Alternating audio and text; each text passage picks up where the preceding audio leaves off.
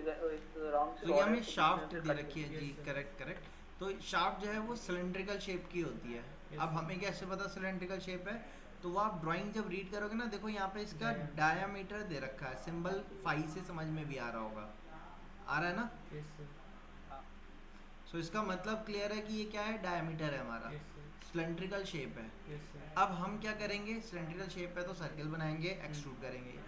अब ये आपको टॉप व्यू दे रखा है और ये उसी का फ्रंट व्यू दे रखा है। सिलेंड्रिकल शेप कहाँ से पता चलेगा? साइड व्यू से। साइड व्यू में सबसे आगे जो सर्कल है वो कितने का है? 37.5। इसको बनाने का एक दूसरा शॉर्ट मेथड भी है, बट वो अभी नहीं, वो बाद में पढ़ेंगे हम।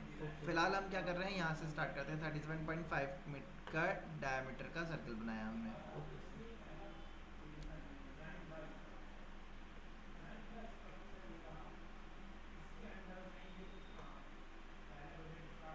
तो मैंने साइड प्लेन पे स्केच किया, सर्कल पे गए और सर्कल बनाया कितने का? 0.5। आज की क्लास ज़्यादा लंबी नहीं होगी, बहुत छोटी सी क्लास होगी, ठीक है? सिर्फ एक सिंगल पार्ट बता रहा हूँ, बाकी आपने अपने आप स्टार्ट करना है और नेक्स्ट क्लास में दिखाना है। इसको एक्सट्रूड कर दिया हमने रिवर्स डायरेक्शन। कितना एक्सट्रूड करना है ड्राइंग से देखेंगे। कितना करना है भाई, यहाँ पे हमें गैप दे रखा है 28.9, तो हमने इसको एक्सट्रूड कर दिया, यहाँ से गैप दे दिया 28.9, ये एक्सट्रूड हो गया सिलेंडर हमारा। अब इसके पीछे वाले सरफेस पे क्लिक किया हमने, स्केच पे गए, यहाँ पे एक दूसरा सर्कल बनाया। अब जो सर्कल था वो इससे बड़ा कितने का था? इससे बड़ा ये वाला सर्कल है। ये सर्कल कितने का है? 56 डायमीटर का। और उसकी डेप्थ जो है वो कितनी है, यहाँ दे रखा है 89.8। तो यहाँ पे गए, डिफाइन कर दिया हमने, कितने का है? 56 डायमीटर का है। एग्जिट किया, एक्सट्रूड कर दिया 89.8 पे। फिर फेस पे क्लिक किया, स्केच पे गए, सर्कल बनाया। अब जो नेक्स्ट सर्कल है वो कितने का है भाई? 87.2 का।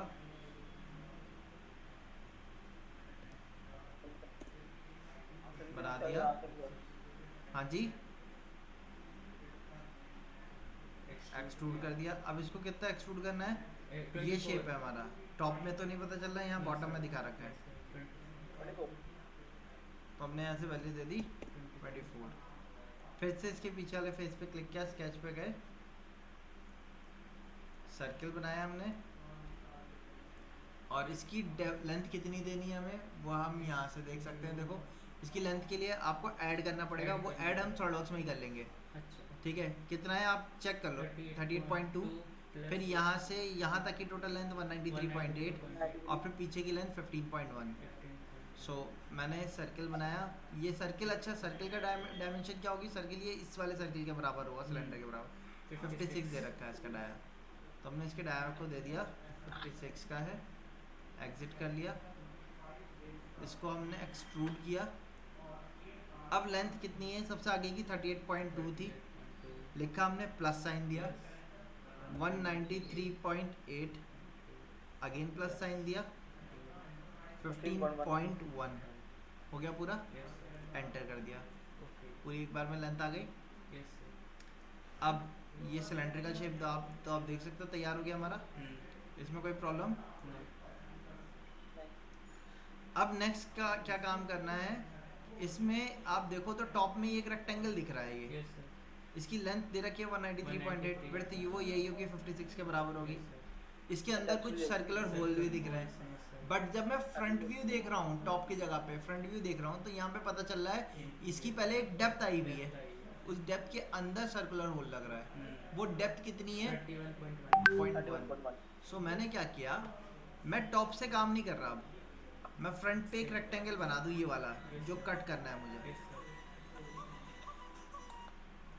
सो फ्रंट प्लेन पे स्केच पे गए, रेक्टेंगल लिया हमने, और रेक्टेंगल कौन सा ले रहा हूँ मैं? Corner point rectangle.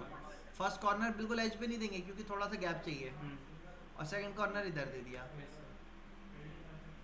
ठीक है? ये शेप आ गया, देखो आप ध्यान से, यहाँ से थोड़ा गैप है, इधर से थोड़ा गैप है। अब इसको डिफाइन किया, लेंथ दे रखी है हमें 193.8 दे दिया। डेप्थ हमें पता है इसकी कितनी देनी है,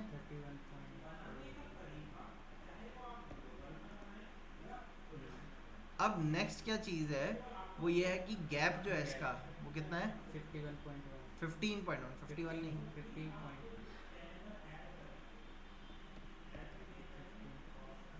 अभी ब्लैक हो डिफाइंड हो गया कंप्लीट डिफाइन हो गया।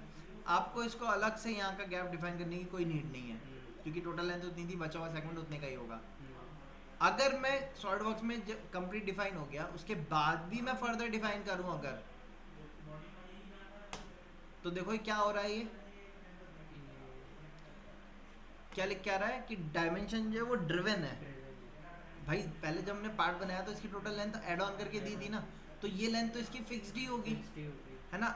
अब ड्रिवन को सॉलिडवर्क्स क्या करता है, मैंने ओके कर दिया। ड्रिवन को सॉलिडवर्क्स यहाँ क्या देख रहे हो दिखा रहा है ओवरराइड ओवर डिफाइंड सिस्टम है, और ये एक आइटम कॉन्फ्लिक्ट हो रहा है, एरर है एक्चुअल में सॉलिडवर्क्स। इसको मैं एग्जिट करूँगा तो सॉलिडवर्क्स दिखाएगा कि ये क्या है, आपके ड्राइंग में एक एरर आ रहा है, वो हाईलाइट कर रहा है इसको। अब एरर क्यों आ रहा है, इसको एरर क्यों लेता है, वो इसलिए लेता है, जैसे देखो अब मैं एक को डिलीट कर दिया, वापस से कंप्लीट डिफाइन हो गया।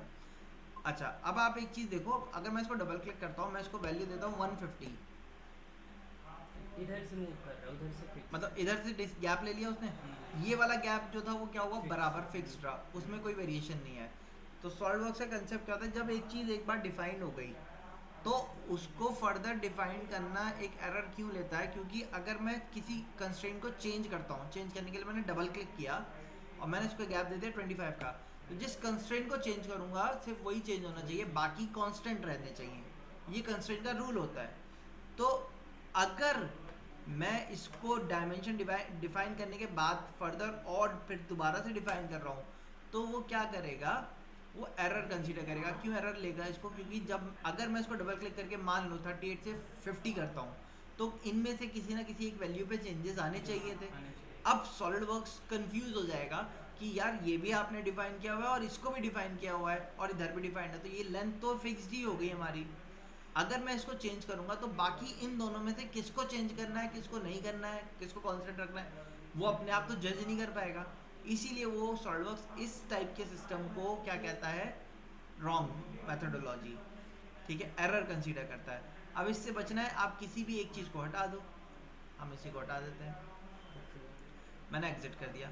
अब ये रेक्टेंगल कहाँ बन रहा है, ध्यान से देखो, बिल्कुल मिडिल में। अब मुझे कट आगे भी देना है और पीछे भी देना है, तो मैं कट पे चलता हूँ, बट स्केच सेलेक्ट नहीं था तो स्केच को सेलेक्ट किया, एक्सट्रूड कट पे गए। अब कट में डायमेंशन देनी थी, डायमेंशन दे सकते हैं हम।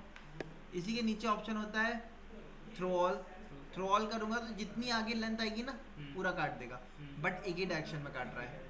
मैंने इस पर क्लिक किया, मैंने नीचे यहाँ पे एक ऑप्शन आता है थ्रो ऑल बोथ, तो ये क्या करेगा, दोनों साइड कर देगा। अब मैंने इसको करके ओके कर दिया, तो आप देखो ये कट लगा दिया। अब नेक्स्ट प्रोसेस नहीं है, काम क्या करना है, टॉप में इसके सर्किल बनाने हैं, 2 सर्किल हैं, एक से दूसरे का गैप 100 है और इधर से गैप दे रखा है 46.9 का। सो ये वाले फेस पे राइट क्लिक किया, 2D फेस है, स्केच पे चले गए। मैंने एक सेंट्रल लाइन ली पहले, रेफरेंस लाइन, मैं इसके मिडल से रेफरेंस लाइन लेता हूँ यहाँ तक।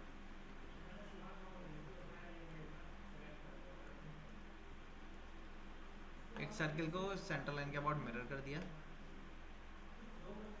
सर्किल को डिफाइन किया, होल कितने के हैं हम यहाँ से चेक कर लेते हैं, 12.5 डायमीटर के। डिफाइन करने के लिए और क्या करना है, इसके सेंटर से इसके सेंटर तक का डिस्टेंस कितना दे रखा है हमें। अब मैंने पहले आपको देखा आपने, मैंने सेंटर लाइन बनाई, इसके मिडिल से मिडिल पॉइंट अपने आप दिखा देता है, स्ट्रेट वर्टिकल लाइन बनाई। अगर मैं ये वाली लाइन नहीं बनाता तो ये लाइन, ये सर्कल कहीं भी वेरी कर सकते थे, मुझे फिर इसको डायमेंशन से डिफाइन करना पड़ता, इसलिए मैंने ज्योमेट्री से डिफाइन कर दिया। एग्जिट किया। अब ये सर्कल को भी मुझे कट करना है नीचे, एक्सट्रूड कट, थ्रो ऑल की जगह पे मैं इसको करता हूँ अप टू नेक्स्ट, नीचे जितनी भी डेप्थ है, थ्रो ऑल करूँगा तब भी सेम आएगा, अप टू नेक्स्ट करूँगा तब भी सेम आएगा। तो आप देखो ये शेप तैयार हो गया हमारा। सो शाफ्ट तैयार हो गई हमारी या नहीं। अभी इसमें एक चीज़ रह गया, वो क्या, आगे कट लगा हुआ है, उसको कहते हैं चैम्फर 3x45 डिग्री का।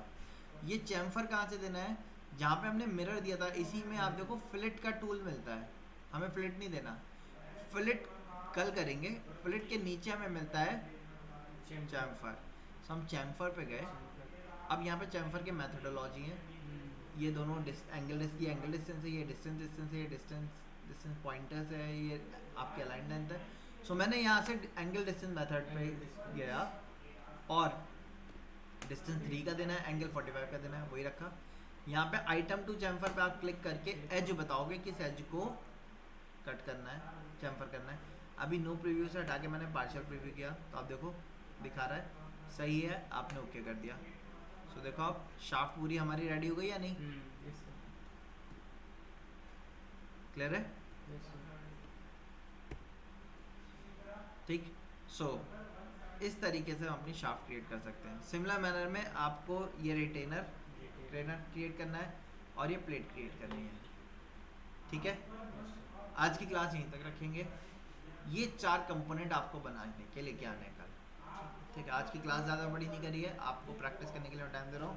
आप इन 4 कंपोनेंट को बना के कल की क्लास में शो करेंगे। ठीक है, ओके चलिए।